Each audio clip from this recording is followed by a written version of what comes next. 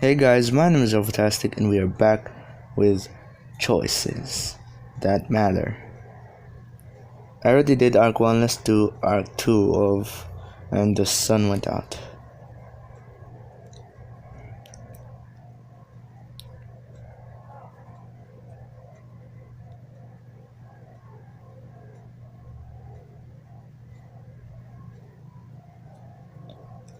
I awoke to a pounding in my head and an inability to move my limbs.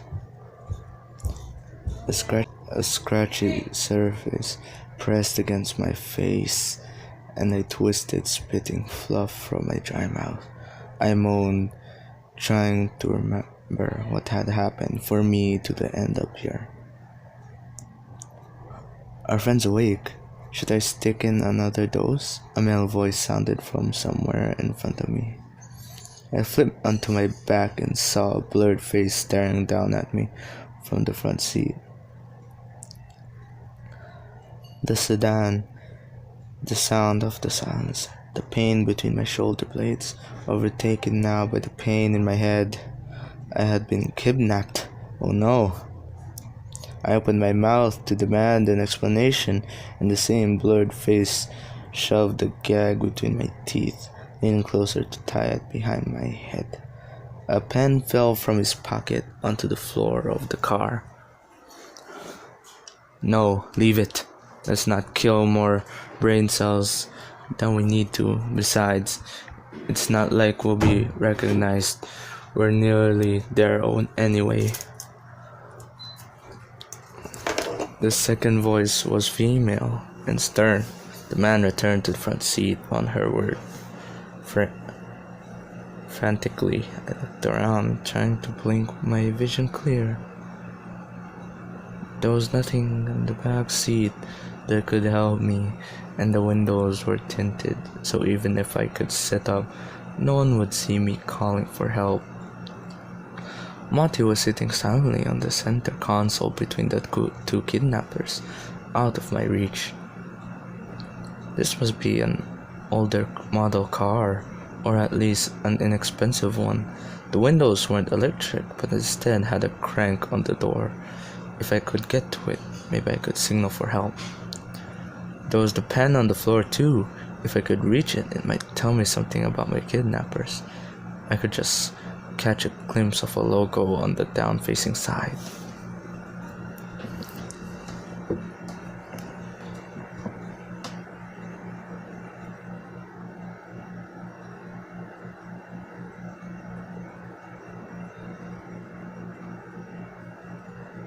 Wait, what?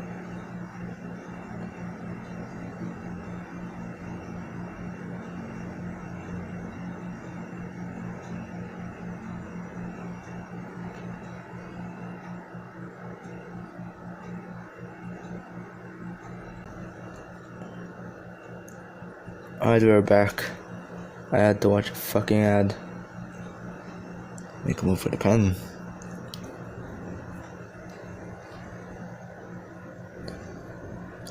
Rolling and twisting, I aimed for the gap between the back seats and the front. I fell haphazardly and pinned my arm. The beefcake, the passenger seat, glanced at me. I could see now that he had a scar on his left cheek. What exactly are you trying, friend? Don't think you're trying to run away, he smirked before turning back to the road. My stomach twisted with dread, but I kept working, sweat beading on my forehead. I kicked out with my legs to try to readjust myself. My fingers touched the smooth plastic of the pen, a juxtaposition to the harsh ties cutting into my skin.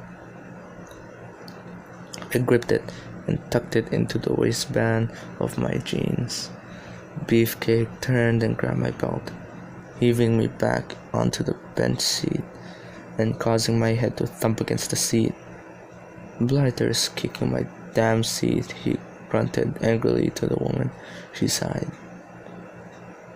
My mind raced as I tried to think of a new plan, revise the old plan, or simply come to the grips of the situation. On the console in front of me, Monty powered on. Beefcake looked down in shock. What the? Good evening, teacher. How can I assist you today?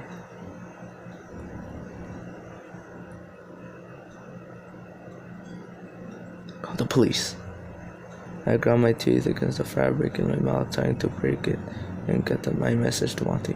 The one in the driver's seat calmly picked up Monty and switched it off again. Be so kind as to give our friend another shot, she sighed, annoyed. Gladly he responded, pulling out the needle and moving towards me.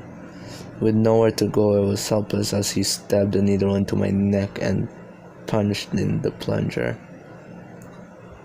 Unconscious takes me again. Consciousness. Waking felt like being struck by lightning. I cradled my aching head, destroying the brain cells. Indeed. I squeezed my eyes shut, too aware of each movement that made pain ricochet around my skull. I was sitting up now, and I noticed the feel of the car was different, smoother, yet louder somehow. I finally opened my eyes and stared in shock out the tiny window next to me.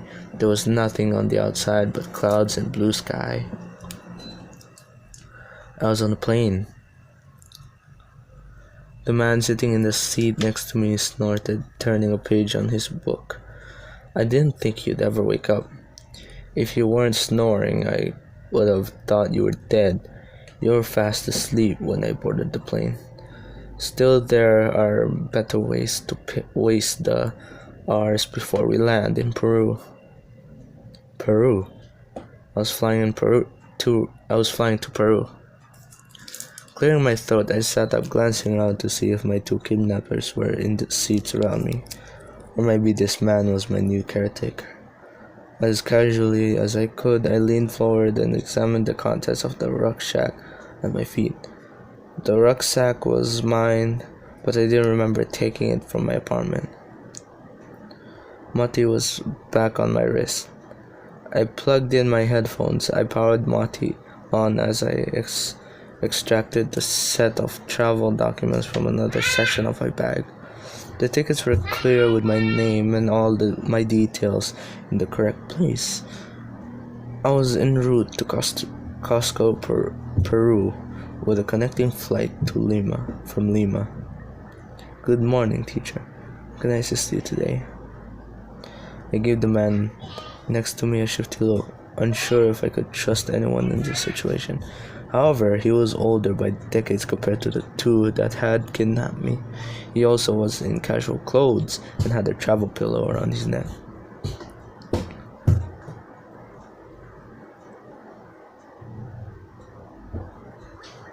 Sadly not, teacher.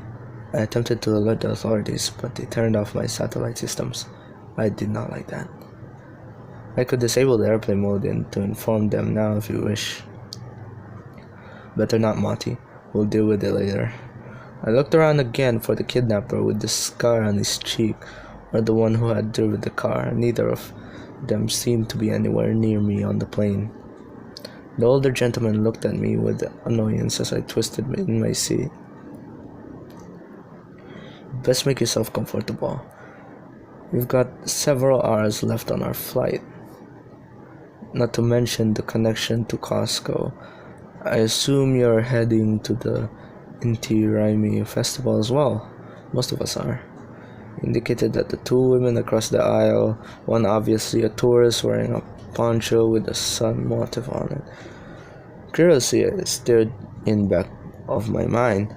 Did this have something to do with my work involving the incident? I smiled at the gentleman and sat back in my seat. My aching head tried to process the recent events. The police hadn't said that anyone had been injured at Dolores' house. Maybe she had been kidnapped as well. One thing's for sure. The only way to get to the bottom of this was to go to Cusco, taking that connecting flight. Somebody wanted me in Peru, but I needed to find out why. 3 hours later, we landed in Lima, and I rushed to get off the plane. Just because I had decided to go along with my kidnappers' agenda, it didn't mean I wanted to continue the joyride of tranquilizers. Mati, access the news feeds and see if there is any update on the events back home. Of course, teacher. One moment, please. I have found recent articles on Miss Montague's break-in and the professor's murder. Professor's murder. Would you like me to summarize them? Yes, please.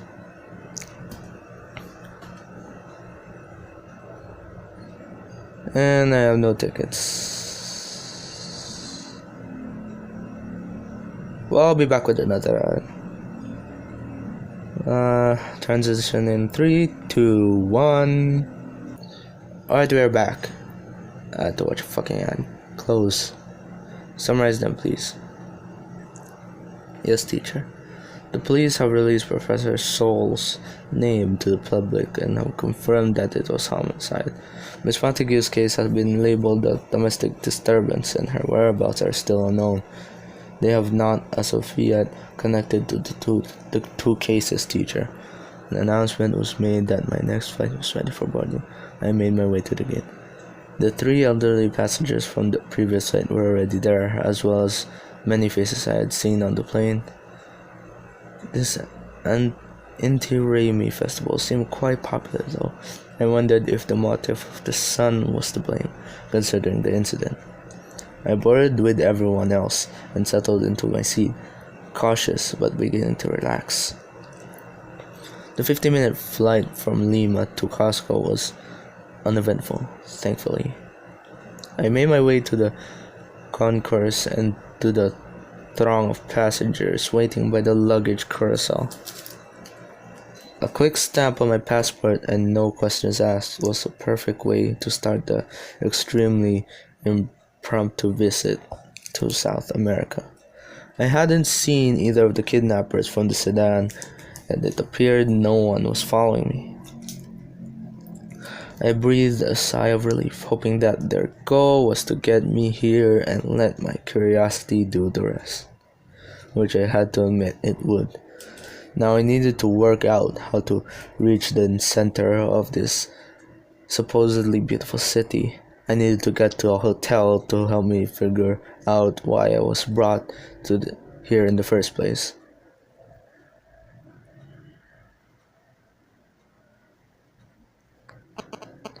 I slid into the back of the nearest taxi and stared at the driver stupidly when she asked where I wanted to go.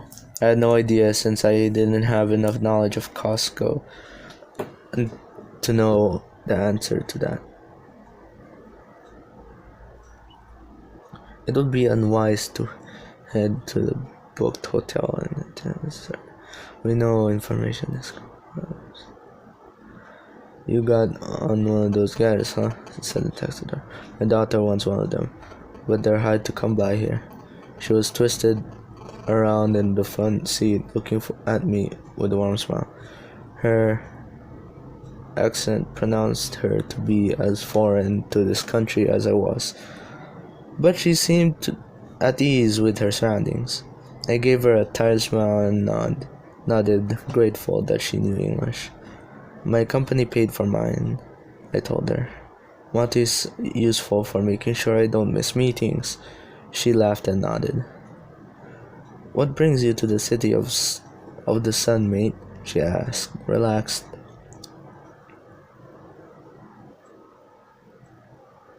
My academy sent me here to try and figure out why the sun went out and maybe prevent it from happening again. She nodded as if this a common tale to these days. I rubbed my neck, dreaming of the bed and a proper rest. These last couple days I picked up lots of travelers that come here to see the Inti Raymi festival. The hotels are filled to the brim because of it. If you hadn't booked anything, I'm sorry to say that you're out of luck, mate. The news shouldn't have surprised me, considering the volume of passengers at the airport, but after the long day I'd had, it did. I leaned back into my seat, trying to think of an alternative. The driver chewed her lip, seeming to battle with an idea in her own head. Finally, she nodded and put the car into park, turning again to to look me in the eye, and as we spoke, "Look, I've got a spare bedroom. You're welcome to use it for a small boarding fee until the festival has passed. What what were you going to pay at the hotel? I'll match it." It seemed a little strange staying at a stranger's house, but given the situation, I had little choice. I agreed. She smiled and offered her hand in a firm shake. "The name's Sharon. Welcome to Peru." "Is it wise, teacher? We know very little of Miss Sharon or Costco."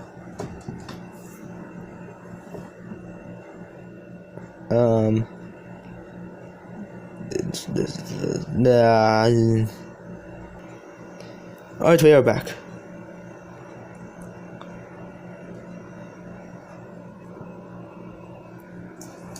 We'll keep our wits about us, Monty, and be careful. Sharon's house wasn't too far away, but the long hours and stress were catching up to me. My eyelids were too heavy to take in much of the city during the ride. Once we arrived, she showed me to her spare room and the simple, clean bedroom before leaving me to my own devices. I sorely wanted a shower, but I settled for washing my face before falling onto the single bed and dreaming dark dreams. The sun was still high when I woke up. I took the much-needed shower and wandered into the kitchen, where Sharon was sitting, chewing some leaves from a bag. The nice thing about having a sudden boarder is I don't have to be in that bloody hot taxi all day, she told me, grinning. Smiling back at her, I sank into a seat at the table, feeling lightheaded. "Are you okay, teacher?" Sharon gave me a knowing look. "You look like a tourist here. Chew this. It's coca leaves. Illegal where I come from. But it'll give you the right kind of sea legs for the altitude." I took some of the leaves and studied them, curious, before popping them in my mouth.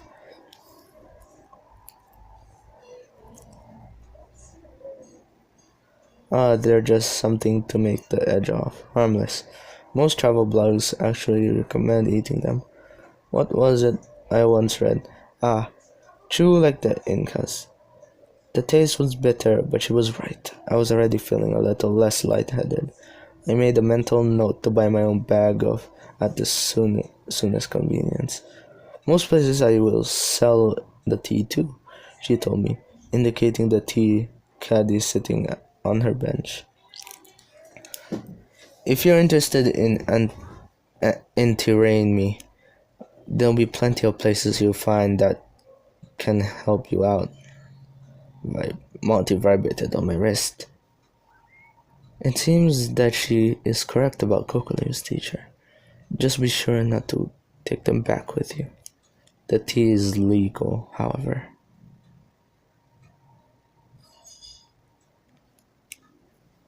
What's interraining? Sharon stood and walked over to a tiny bookshelf in the corner of the kitchen, grabbing what looked like a children's book and bringing it back. Interment was apparently the biggest festival in Incan calendar. Something about the rulers being related to the sun gods or that kind of thing. Yeah, some shit like that. I flipped through the pages of what was indeed a children's picture book. It was in Spanish, so I couldn't read it, but as the most kids' books, the pictures told most of the story. Somehow it lasted many hundreds of years, she continued, even after the Incans were no more. I stopped at a particular page, depicting the Incan ruler trying to convince the sun to return to them.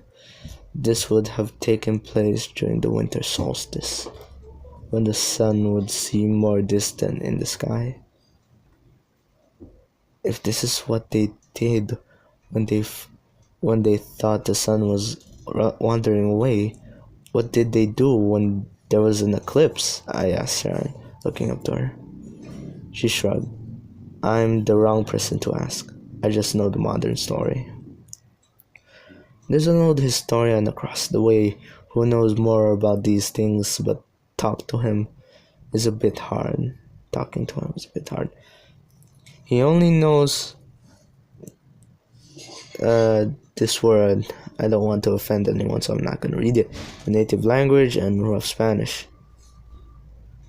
I flicked through a few more pages before settling once again on the page that had caught my eye earlier. It was an impossible coincidence that I was here just before the Incan Festival of the Sun. That had to be why I was sent here. But for what purpose? Surely it was all superstitions and myths. Sharon sat across from me, smiling pleasantly. My flight instinct was still in effect, and I was cautious about letting her know too much. On the other hand, I did need some kind of translator to meet this historian, and she was obviously comfortable with the culture in that area. I like to meet the historian and